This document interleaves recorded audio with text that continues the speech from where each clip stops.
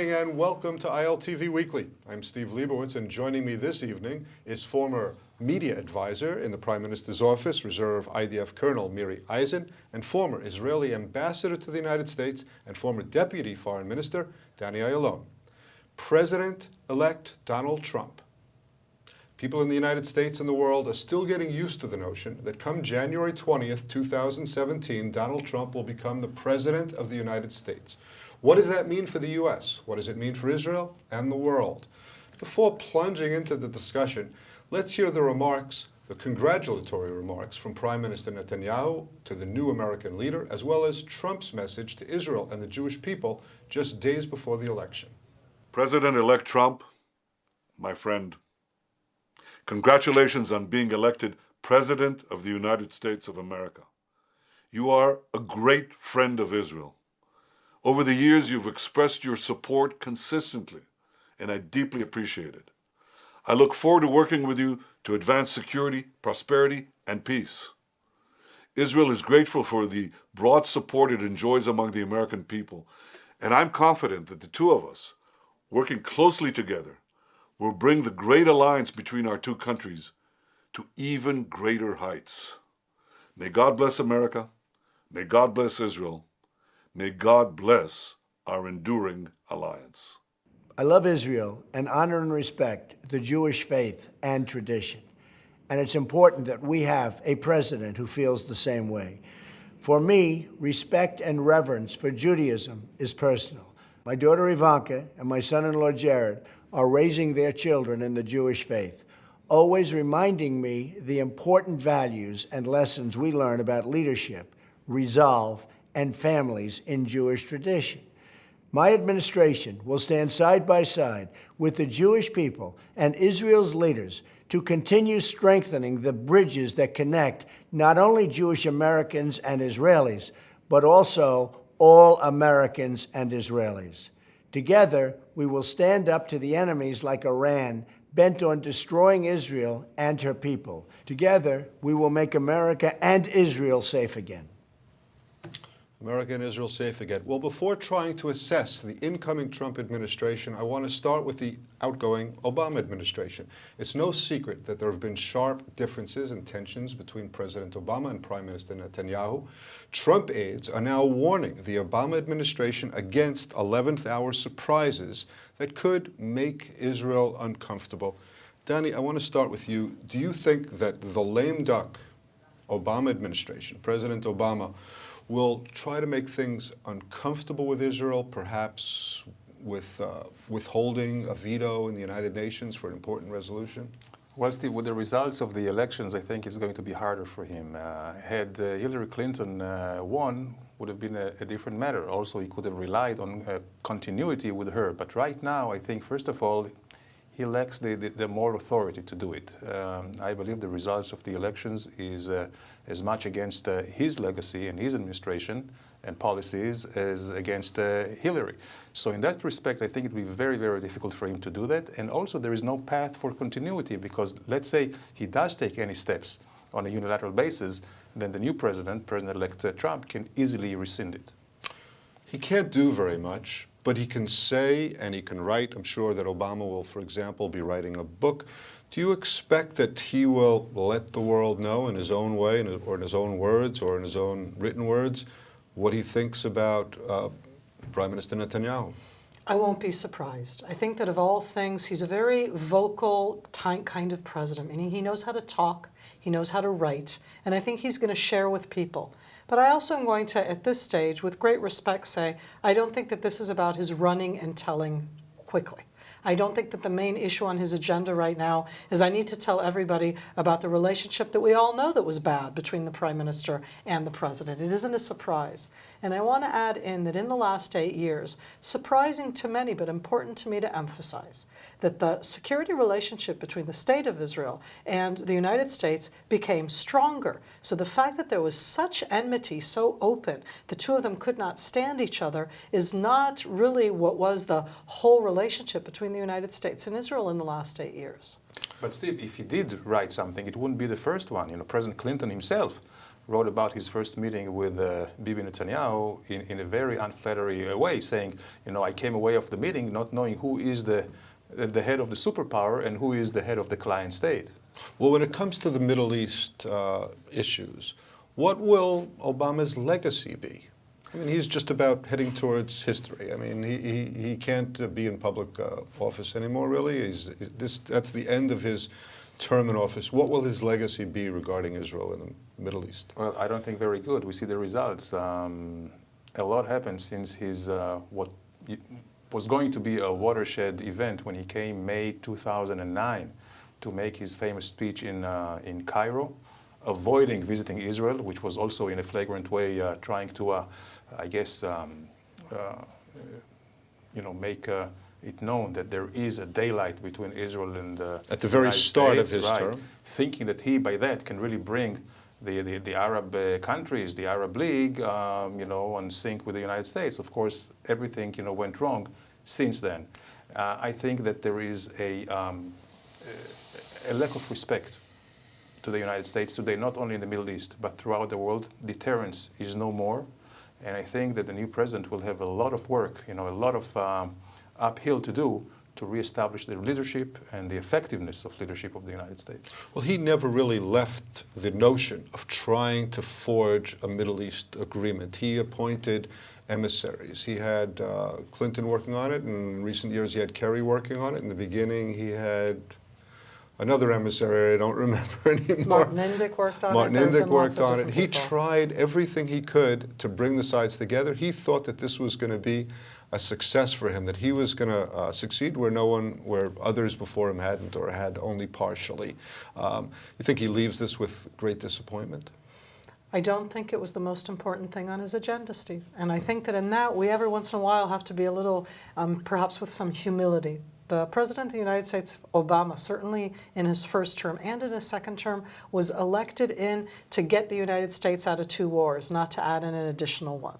Now, the direct result of that American policy, of that U.S. policy, had, from my point of view of the Middle East, terrible implications in the Middle East, leaving both the Iraqi plane, certainly going down on the other ones, not willing to be directly involved in the Iranian way with real hard power as opposed to soft power. I think that when it came to soft power, President Obama tried to sell the U.S. through soft power, and on this one, I think, in the Middle East, he failed miserably.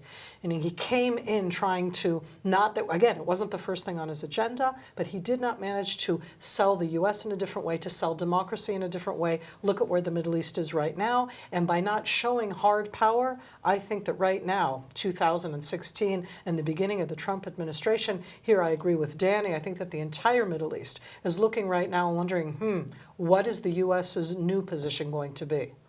Maybe the old position could be described as tough love. I mean, I've heard that expression used in the past about how the presidents try to, you know, they love us a lot, but they really are trying to push us and force us and make us do what we really don't want to do. But I think there was a complete misunderstanding with the Obama administration from day one. The fact that he actually reneged on all of the understandings between Olmert and Bush, or Sharon and Bush, was a great mistake. For instance, he did not make any distinction between building in Gilo in Jerusalem or in Karnei Shomron or anything else, pushing actually Netanyahu into the corner. By not having a nuanced policy, I think actually that he was hitting a brick wall. And on the other hand, he did not gain any respect from the Arab sides, especially when what is so-called the Arab Spring started. Great mistakes vis-a-vis Mubarak, Muslim Brotherhood, Yemen, Libya, you name it. All right, we have to turn to the Trump administration. And some right-wing politicians in Israel have been reacting with glee to the prospect of a Trump presidency based on his campaign promises that include no objection to Israeli settlements, moving the U.S. embassy from Tel Aviv to Jerusalem, cancellation of the Iran nuclear deal. Let's hear a comment from Times of Israel editor David Horowitz. I'm not saying that Trump will abandon huge swathes of his political platform, but he said all sorts of things on the path to getting elected, and now comes the business of governance. Another campaign promise made by Trump was to move the American embassy from Tel Aviv to Jerusalem. Others have promised in the past. Trump made the promise. He said he's going to keep it. What would be the implications? I think it's foolish to go into punditry about what he's going to do and assert with any confidence what he's going to do. I think you should. I don't want to be completely cynical about the political process, but I think one draws a line between electioneering and governing. So yes, he said some things. Lots of American presidential candidates over the years have spoken about moving the embassy. He said internally contradictory things about the Iran deal. We know he thinks it's a bad deal. How exactly he's going to handle that? He said lots of things. I would say we're in a clean slate now. We have a man who many experts, most experts, thought was not going to win the presidency, who has defied all the supposed expertise, all the extraordinarily sophisticated statistical algorithms. Now he goes in there, he's won this election. I think it would be a foolish person who said, well, obviously he's going to do A, B, and C. We know where his gut is. We know where he's coming from, the nuances, and in some cases they're more than nuances, the pillars. Some of the pillars of foreign policy, I think we should wait and see. Miri, is he going to move the embassy from Tel Aviv to Jerusalem? I have no idea. I don't think he knows. What problems will it cause for Israel and the world if it happens, or none? I mean, the world will get used to it. They'll move the embassy. A friend of mine has an apartment very close to the consulate. He said he's putting it on the market because he thinks he's going to get a lot more money for his apartment. I think that what President-elect Trump said is that he will move it. And in this case, it's a question, do we believe all of the rhetoric or not? And this, I very much agree with David Horowitz, that he wanted to be elected. He won. Now that he's won, I don't really know what his policy is. I've been sitting in the last week trying to understand his Middle Eastern policy. I've read almost everything that he's written and everything that he said in the debates, etc. And I have to tell you honestly, I don't know what his Middle Eastern policy is. Does that mean that he's going to move the embassy? Moving the embassy has implications. When we talk about the Israeli-Palestinian track, it isn't just directly. That will have implications that can start violence on the Palestinian side. It doesn't matter that we would say they're to blame. It could bring that about. Do we really want more violence? We've been trying to quiet it down. It isn't a move that will be accepted here in the Middle East, not by the Palestinian side, not by any of the Arab countries around, as something that is just acceptable today. What stopped previous presidents from doing it? This is after they had all promised, or several of them had promised. It's in platforms, election platforms, and so on. Is it the fear of the explosion of the Arab world? What is it that stopped them from doing it before? Well, the short answer is putting American interest first. And I'm not sure it's within American interest. And I can tell you from, it's not just intelligence reports, but this is more than just an assumption that an American embassy in Jerusalem would endanger any and every American diplomat in the world, especially in the Middle East, and every American embassy in this region will be under siege, if at all. So it is going to be a very, very hard decision to make. And Trump himself, he's not an ideologue, and if he doesn't gain anything by it, if America doesn't gain any by it, so electioneering is one thing. Campaigning is one thing, and governing is another thing. The most I can think of, in my assessment, the embassy will not move into Jerusalem. The most he can do maybe is breaking ground, maybe doing some kind of a symbolic gesture. They have already the lot, where to build, but not much more than that. Well, what about Mike Pence, for example? The vice president is very outspoken in his support of Israeli settlement, of the Israeli settlement movement. He considers Judea and Samaria to be part of the land of Israel. He's not ashamed. He's said it openly many times. He's on the side not of Likud, he's on the side of Yisrael Beitenu and maybe even of the Hilltop Youth. I even understand that Mayor Berkat is planning, first of all, to launch many thousands of new housing starts in Jerusalem itself. I mean, I lived in East Talpiot for many years. It was common until Obama became president to have new buildings, but also all over the settlements. Do you see that happening? What I think what we'll see is going back to the Bush doctrine, whereby there is a nuanced approach, whereby Jerusalem is not considered building in a settlement. Maybe in the big blocks, also there will not be such a knee-jerk condemnation and actually undermining also American position vis-a-vis the Arabs, because if they condemn everything and don't do anything about it, it also actually brings down their stature and hurts their credibility. So I think there will be here a smarter approach. And Pence, I know Pence, he is a great friend of the State of Israel. He's an evangelist, a real deep believer in Jerusalem, in the Jewish right to our land, no doubt about it. But again, the decisions will be made by Trump. Well, wouldn't the building of new houses in Judea and Samaria put an end to the concept, like Bennett says, an end of the Palestinian state idea altogether? Steve, I think I'm one of the only people, certainly within the viewers, that I wander around Judea and Samaria all the time. Has anybody told you that we're not building? Go wander around Judea and Samaria. Inside the settlement blocks, inside the lines of the settlements, both the ones that are close to Jerusalem and the ones that are not close to Jerusalem, there's lots of construction going on. So when we talk about a boom, there's no freeze right now. There's building right now. It's done quietly. It's done, in a sense, underneath the radar, but I don't think that right now there's going to be a big boom. The question is much more, to me, about legalizing it. Part of the different processes right now of looking both at the land itself and the fact that we're having, for the first time, really in the last 49 years, a law being passed in the Israeli Knesset that pertains to the land of Judea and Samaria. That is new, and I find it interesting that it happened a few days after the Trump administration, with Pence is the one that was There's a big elected. campaign in Jerusalem for the annexation of Ma'ale Adumim, and that began basically the day after the Trump election, it seems to me. I started seeing the signs at about the same time as Election Day. But all of what we're talking about is still speculation, because we don't know what the policy is going to be. And I very much agree with Danny about smart politics. Of all of the things, I don't think that Donald Trump is dumb. And I think that now he needs to govern. And in that sense, I do think he's going to do what's best for the United States of America. And what's best for the United States of America, with all of the fact that I know that Israel is the most important and close ally, there are a few other countries in the Middle East that he may have to look at and be sure that the U.S. presence worldwide is not hindered because of that. And I wonder what kind of coordination there's going to be. I mean, the guy that has your job now, Ron Dermer, who happens to be an old friend, and definitely a Republican in his roots. I mean, his father was a Republican. He's very close to a lot of the Republicans. He's going to feel very much at home, whereas he wasn't so welcome in the Obama White House. Is there going to be close coordination between the Netanyahu administration and the Trump administration on what that policy is going to be? Almost by definition, yes. And I think this will be the main job of Ambassador Dermer and the Prime Minister, really, actually regain the trust and respect of the White House. He has to work with the White House.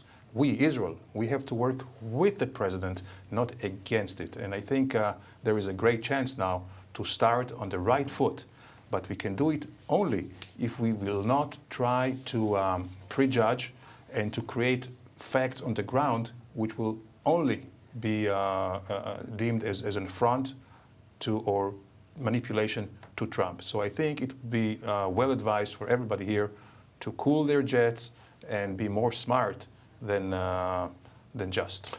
Before we move on, what's your take about the Iran deal? Is it going to be canceled by Trump on his first day in office, like he said? I know we don't know, but is that something that could take place? In my speculation, I don't think he's going to cancel anything on the first day in office. You come in, you learn, we have a couple months now. Let's see what happens in that sense. I certainly would not speculate that he's going to cancel it.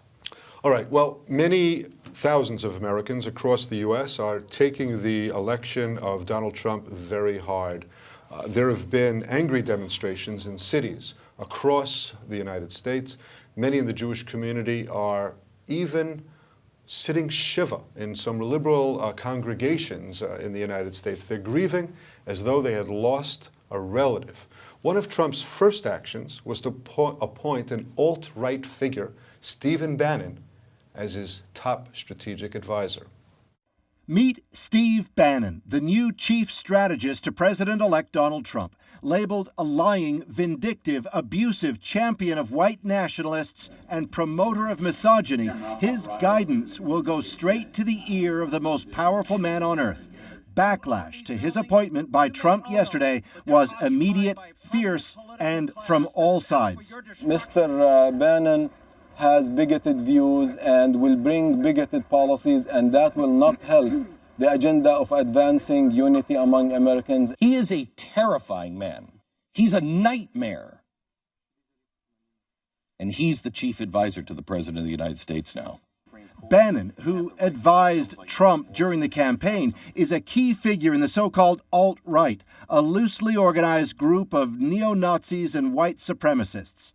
As executive chairman at Breitbart News, he led the website as a platform for anti-feminism and extremist ideology. Even his ex-wife once branded Bannon anti-Semitic.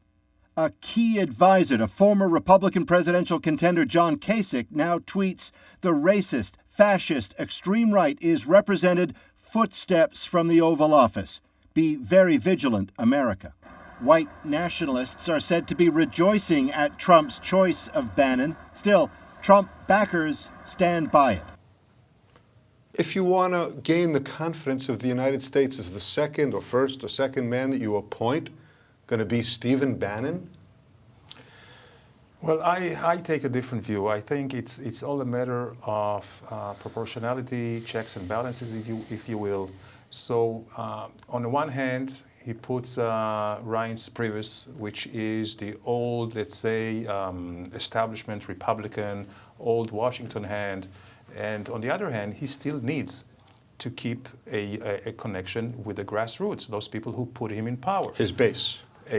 Absolutely. So this is not, let's say, unconventional for him to do that. By the way, if you look at Obama's appointments and associations of very extreme left, including the weather bomber and other, really radical left Americans, it's not out of the ordinary. But here, of course, we'll have to judge him by his policies.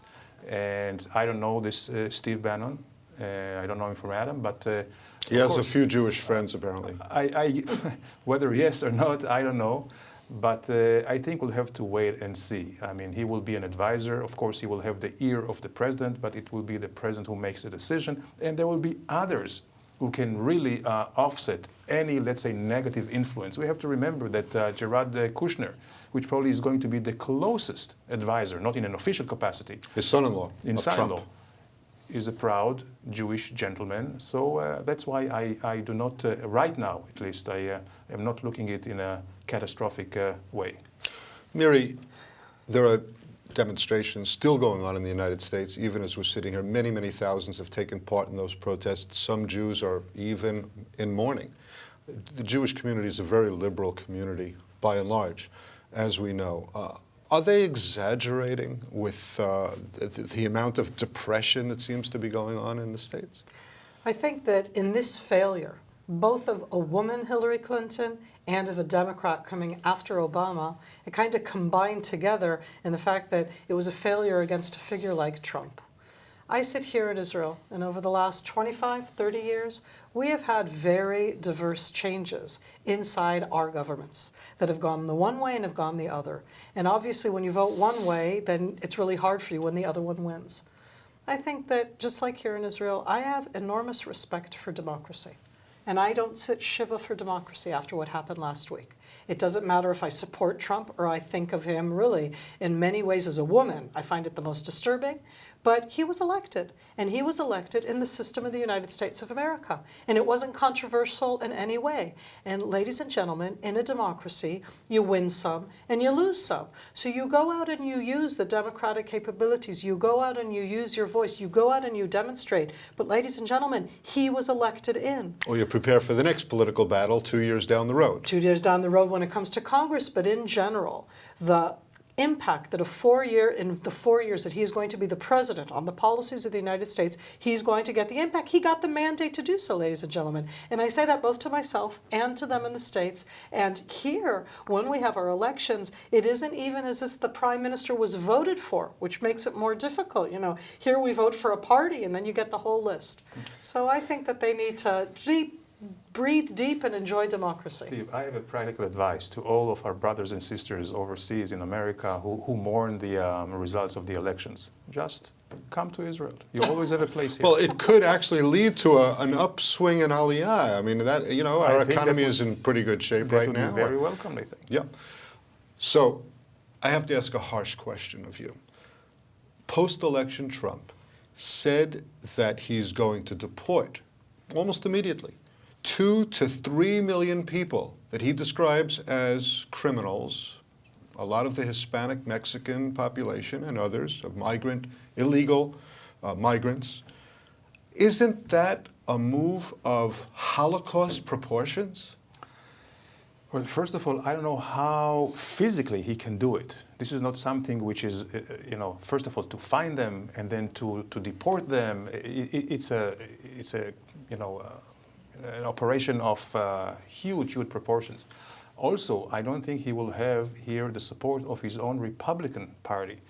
Paul Ryan, the speaker, we already said that he was referred to this illegal immigrations, that it is more important to just put a stop to these illegal immigrations. This is the priority, not to deport those who are already in the United States. I have to say that every once in a while, I was never elected, not to the United States presidency or anything else. Steve, with President-elect Trump, I have sat in the last 6 months, and it's even longer than that in a year.